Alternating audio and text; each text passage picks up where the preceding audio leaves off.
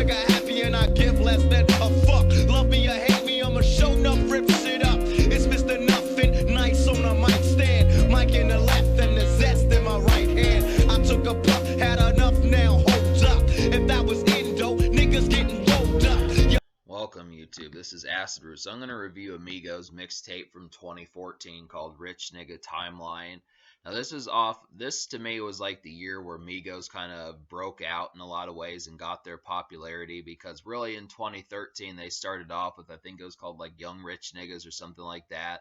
But I feel like some of these projects, in addition to like Gucci Mane and Rich Homie Quan and some of those type people, they kind of helped kick off like the newfangled trap music that's kind of gone on to dominate for like the past several years. And I wanted to kind of start having some more of these just to kind of learn about the art of it, to kind of find some good music in there to see what's up with it. So just to kind of say, I paid attention to this. Originally I was going to review this like months or years ago. I downloaded this mixtape back in April of 2020 with intentions to review it, but thing about it is it kind of got put on the back burner, and that's kind of the concept. But Migos was on a high in 2014 because they dropped an album that year, a mixtape album, independent album, which had a couple of breakthrough hits, which are their first ones to really chart extremely well, which were Handsome and Wealthy and then Fight Night. So both of those kind of did well. Thing about it was Gucci Mane, who was kind of helping them out back in 2013, went to prison for supposedly 6 years back at that time,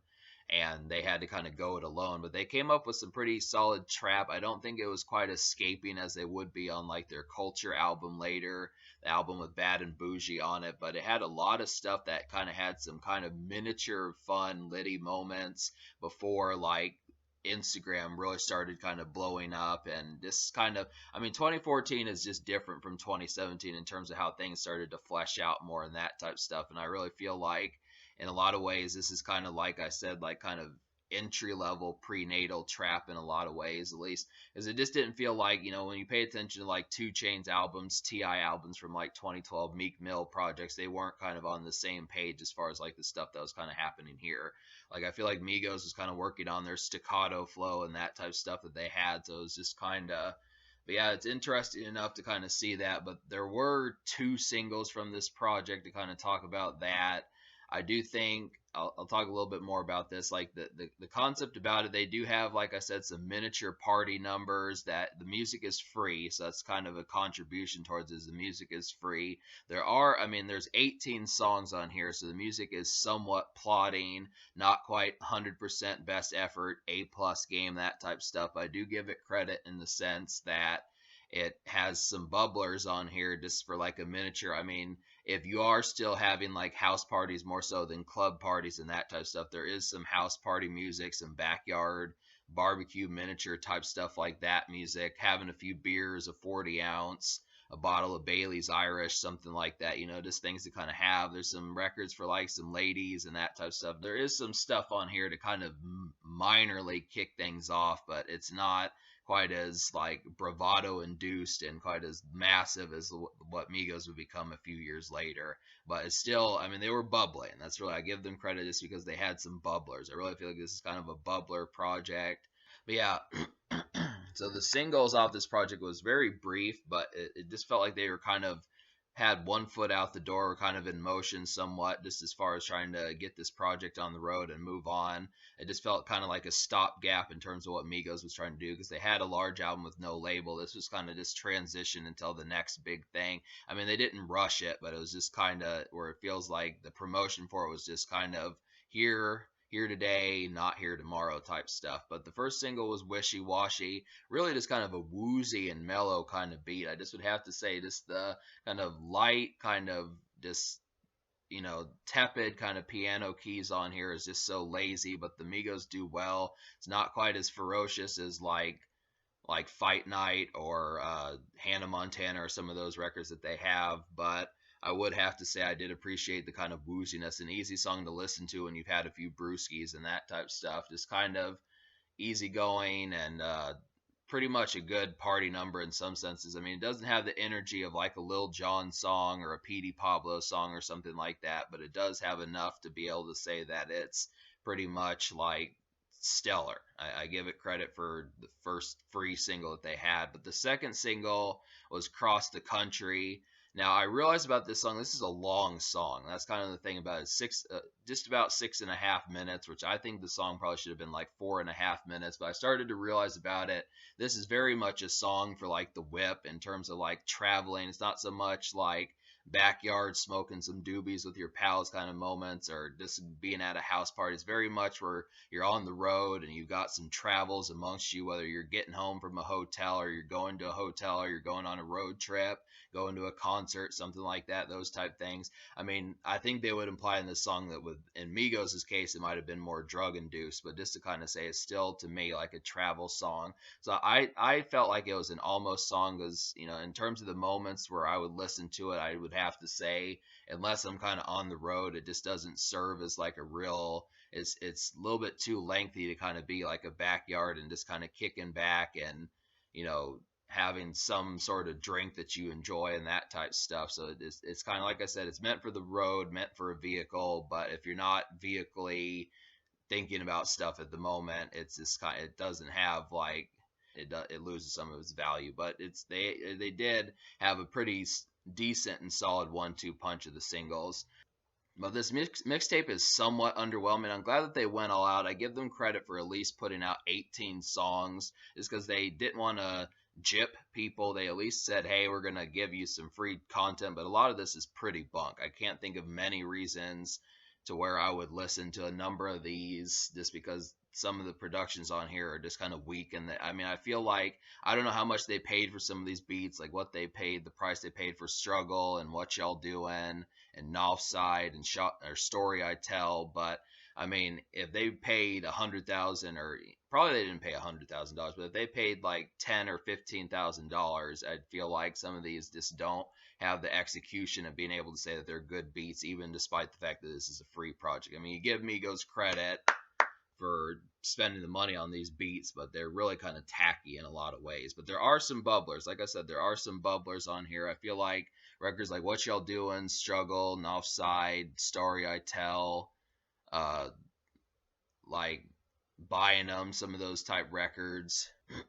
Yeah, records like those and Buying Them and those type records. I mean, a lot of these have like kind of just ugly melodies and just a lot going on. They have like this thumping kind of flash of something in there that just doesn't really have like the kind of melody and synchronization. I mean, Migos do have some good songs, but a lot of times there's just a lot going on in these beats that kind of it feels like if it could just take like the background melody of some of that and maybe add like something that's not quite as like loud or something like that, it'd probably turn out better. Like I feel like a good example of a beat would be Hit 'Em by DJ Durrell, which is like their DJ. I feel like this the kind of flutes or whatever that music, whatever that instrument is in that record, just has a real soft and kind of just strange kind of production that turns out to be one of Migos' best hits, and especially in terms of production.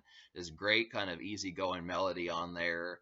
And then Came to Party was a nice one. I definitely felt like this establishes kind of the concept of coming to party and having that kind of vibe towards it. Very similar to Wishy Washy, just kind of mellow in that sense. I mean, in terms of like a hype Lil Jon type number or something that would be like more crunk or 3-6 Mafia that gets you wanting to throw a chair or something, doesn't really have it. I mean, it feels like they're kind of more like a group version of like T.I. or who else am I trying? Or kind of drug induced more like Jeezy, and kind of slick induced more like Ti.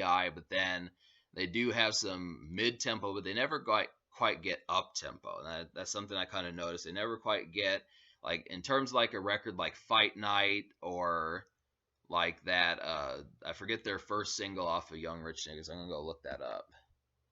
Versace. Like they don't have like quite as an immediate hit as Versace. They don't quite have as an immediate a hit as Versace, but that's just kind of the concept there as far as trying to say that. So like there are some nice ones though, some real kind of slinky cuts like Pop That and Bachelor are really kind of night oriented, and they feel like perfect smoking a blunt in the backyard kind of vibes. This kind of a hazy kind of September evening, something like that, or a hazy November evening, something of that sort. And yeah, I just would have to. I'll just list the songs. I list some of the songs I didn't enjoy, but I'll list some of the songs I do. So I'm gonna tell you the 7 songs out of 18 I recommend. Actually 8. There's actually 8 out of 18. So the 8 songs are Cross the Country, Hit 'Em, Pop That, Came to Party, Bachelor, Nah For Real, Wishy Washy, and Take Her. Now, really, out of those 8 songs, 2 of those are almost songs which I'm kind of on the fence about. So the 2 songs I'm on the fence about that are not actually 2 additional songs out of the 8, or not 2 additional songs out of the 6 I enjoyed, are Nah For Real and Cross the Country. Now, I already described why Cross the Country, just because it's such a lengthy song. I do enjoy it. It's probably one of their better songs on this project, but I don't know about the patience of listening to the full 6.5 minutes every single time. I do think I would listen to it, but I just don't think it would be every time that I would listen to it the whole way through. I'd probably skip to the next song or something like that. But Nah, For Real, I like this beat. It's really like a nice kind of miniature club starter, miniature party starter, that type stuff. But like I said, this is one of those songs where there's a lot going on. I felt like the production was just doing too much on here. Like, it has a nice little kind of flashy beep and blurb, that type stuff that kind of goes on, beeps and chirps in the background that I think probably could have been better. I mean, that could have stood as like the beat, but there's just a lot of stuff that Zaytoven tried to do with it. Gucci Mane's producer Zaytoven, that he tried to do with it, that wound up making it kind of like really kind of almost intolerable. I still like it, but it's not a song I would recommend to pals of mine right away. It'd probably be something that by the time we were on like our 4th or 5th shot, something like that, that I would say, oh yeah, just let that song kind of sink in. It's just not an introductory song to Migos. It's decent, but it's not an outstanding. It's probably like a 5 out of 10 where I can listen to it, but it's not my first or second, in some cases third choice. That is kind of the thing. But yeah, I really like the production on Bachelor, Came to Party, and Pop That. Those are 3 great party starters in a row. Take Her is a great song for the ladies. Probably, I mean, there weren't an abundance of songs for the ladies, but this is kind of like Handsome and Wealthy, where it did a good job of that. Wishy Washy is a great single. Cross the Country is a decent single, especially if you're in a vehicle. And then Hit 'em has pretty much one of the best beats on here with those flutes or whatever that was on there. That just kind of happens to be the concept. So that's like, that's the straight and narrow about it. I just would have to say, like, you have to understand that upon listening to this, there's a lot of production on here that can almost immediately feel like it's bad. You have to kind of give this project some patience. You can't just instantly listen to like the first 15, 35 seconds and think, oh, this is not good, or this is hot garbage or something, because they're just kind of a different kind of sound, especially at that time. Like, it really is kind of like early trap, and that's just kind of the situation. It's very much early trap. They were paving the road, they were paving things out, they were getting ready to do things with the art of it, and it just kind of had like a lot of exclusive Atlanta kind of idiosyncrasies about it, that they were kind of carving out a sound, especially for Atlanta rap, and that's kind of the concept there, is just trying to understand that if you're from like Utah or something, or like Idaho, or like Montana or one of those type places, just being able to say it might not hit as immediate as, like, you know, if you're more towards like Atlanta sound and know it for certain. I just think that that kind of discord can create like some sort of like, oh, this is, I mean, it's free music, so I mean, obviously the budget is not going to be as high as like a studio album or even an independent album, but I wouldn't overlook this. I mean, I look after it, it's solid enough to be worth the download and find some bubblers that the ladies like, the fellas like, that type of stuff. Easy songs to smoke to,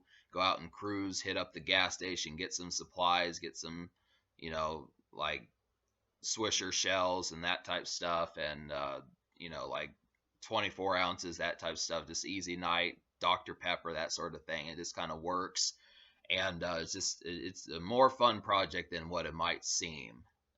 It's a more fun project than what I think trap music kind of gets flack for. I mean, there's no reason to heavily bash this project just because it has some bubblers on here and some fun stuff that kind of goes along with how a lot of this works. So I think I'm gonna give this record a 4.75 out of 10. I feel like it just has, I mean, the 2 Almost songs, if I had liked those, I'd probably give it like a 5.5 or something.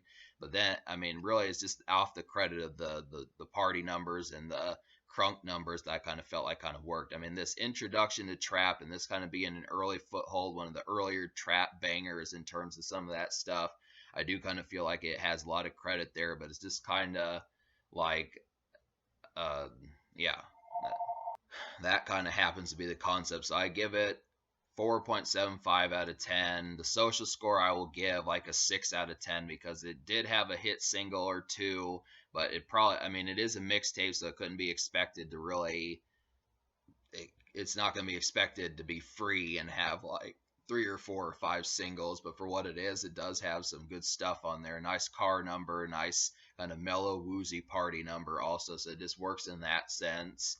And like I said, this project is free, so getting, if you liked all the songs I recommended, that is 8 free songs to add to your schedule and kind of playlist and curriculum and that type of stuff. So it's just easy to integrate and kind of have that. Now, obviously, there's a give or take ratio. You could like some songs I liked, you could dislike some songs I liked, or you can like some songs I didn't like. There's plenty to kind of go around on here. It's free stuff.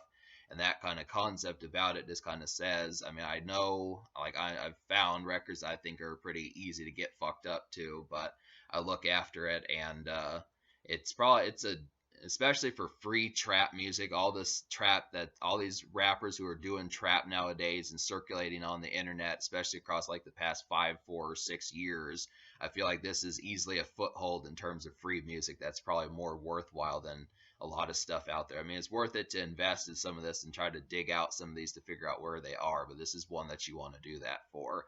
So in terms of the future, like Migos have not, I mean, apparently they broke up because two of the members are getting ready to drop an album just in a couple weeks. And then Offset, the other one's going to drop an album in a few weeks after that. So that's kind of the concept there. They've kind of split up, so they may not ever come back. I definitely wonder if they're going to do more free mixtapes like this. Doesn't seem likely, but maybe we'll get more Migos albums. For now, these guys have kind of broken up in segments and such. So